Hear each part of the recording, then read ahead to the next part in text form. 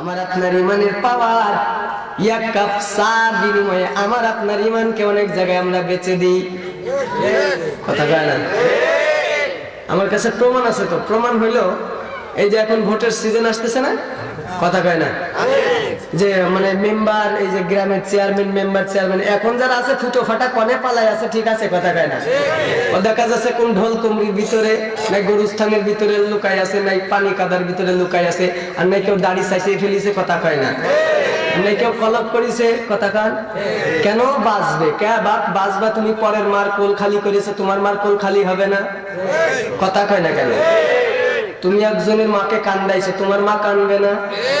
তো যদি না কান্দে তো এই কথাটা তো মিথ্যে হয়ে গেল। কামা তাদিন তুদানু, যেমন কর্ম তেমন ফল, কথা কন। তুমি কান্দাইছো, তুমি কানবা না? হ্যাঁ। তো যাই হোক, এই বাবাজির চা, মানে ইমানের দাম যে 5 টাকার একটা চা, আমি প্রমাণ করে দিচ্ছি। এই বাবাজি আমার সুন্দর করে চাদর মাদর মুড়ে দিয়ে মই মার্কার অফিসে গেছে। তো মই মার্কার অফিসে যখন গেছে, তো মই মার্কায় যে দাঁড়াইছে, ওই দুইটা আসার সাথে সাথে বড় দেখে একটা সালাম দিল। আর সালামের ওজনও সেই ওজন, কথা কয় না।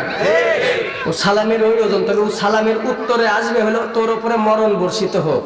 আসসালামু আলাইকুম, কথা কয় না। সালাম স্যার, মানে প্রত্যেকটা কথায় অর্থ হলো তোর উপর আল্লাহ, মানে তোর উপরে আল্লাহ লানত হোক, তোর উপরে মরণ হোক, তুই তাড়াতাড়ি মর। আসসালামু আলাইকুম, আসসালামু স্যার, কথা কয় না।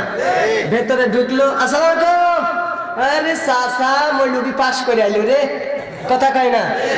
উনি ভোটে দাঁড়াইছে, দাঁড়ানোর পরে ওই চাচা যে মই মার্কার অফিসে ঢুকিছে, উনি বাঘি উত্তর দিল। উত্তর দেওয়ার পরে কয়, চাচা ঠিক আছে তো, ভোট দিবেন তো? কয়, দর ছেলে, তুই ছাড়া কে আছে? এই যে একটা পান দিল, একে পামে 2টো কলা, 2টো চা, 2টো বিস্কুট, 2টো পান। এখন এই যে 2টো চাই বিস্কুট চাই, এ তো রাত 11টা কাটবে এইভাবে, কথা কয় না। আরে কনে আলাম ওয়াজ করতে, আর ধরো কথা কয় না কেন?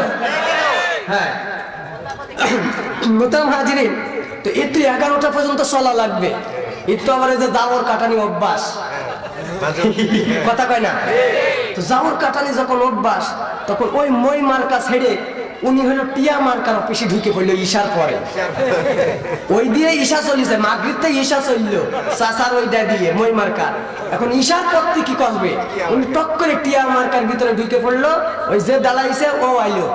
তো আসার পরে কয়, চাচা, কয় মনি তোমার জন্য অপেক্ষায় আছি। আর মুখ টুক মলিন করে চাচারে যাচাই দে। চাচা কেন খুশি। এইবার ওই বেটা শুধু কইলো, চাচা ভোট দেওয়ার, দর বেটা তুই ছাড়া কে আছে? এর কত বড় মিথ্যে কথা। ভোট কি ওর বাপের আইন নাকি? 2টো ভোট দেবে? বোঝে না। আরে ভোট কি বাপ, তুই 2টো দিবি না একটা? তুই মই মার্কারে একটা দিবি, টিয়া মার্কারে একটা, ভোট তোর আছে কটা? কথা কয় না। এর ইমান 5-10 টাকায় বিক্রি হয়ে গেল না। কারণ মুসলমান মিথ্যে কথা বলতে পারে? মুসলমান যে মিথ্যে কথা বলতে পারে, এটা ইসলাম সামর্থ্য করে? তাহলে কত বড় মিথ্যে কথা কইয়ে দিল। বেহায়া রে, কি আজীব ব্যাপার বাপ। তুই আজ বাদকাল মরবি, তোর দাড়িগুলো কালো, দাড়ি তোর পাকা হয়ে গেল, আজ তোর হুঁশ হইল না। তোর হুঁশ হবে যেই সময় পুঁতে ফেলবে না মাটির তলে দিয়ে, আর মুহির ওপর লাথি মারিয়ে, সেই সময় তোর হুঁশ ফিরে আসবে, কিন্তু কোনো করার থাকবে না, কথা বলবে। তুমি যত বড় রাজার পিতা হও আর যাই হোক, তোমার মাথা সুদা ওই রকম মানুষ পা দিয়ে এরকম দলাবে, কথা ঠিক কিনা? আর না দলালে কি হবে? শিয়ালে খুঁড়তে পারে।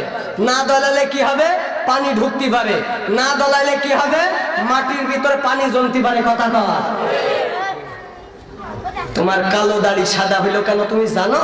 তোমাকে আল্লাহ SMS দিতেছে, এই আব্দুর রহমান, তোর কালো দাড়ি যে আমি সাদা করে ফেললাম, এখনো তুই বুঝলি নি?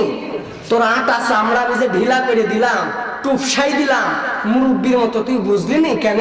তোর আশা লাগবে আমার কাছে, কথা কন। খুব সাবধান বা, বয়স 40 হয়ে গেছে, আর যদি 20-22, তুই যদি 60 বছর বাসিস, আর ক বছর আছে? কয়, কথা কয় না। মানে যদি 60 বছর তুই যদি বাঁচিস বা, তাহলে তোর মন কাজ যার 55 হয়ে গেছে, ওর ক বছর আছে? ওর তো ভাতই খাওয়া কথা না, কথা কয় না। তুই ভাতই খাতে পারবি না, তার 5 বছর তুই বাঁচবি, অথচ তুই মিথ্যে কথা বলবি কোন মনে হচ্ছে, কথা কন না।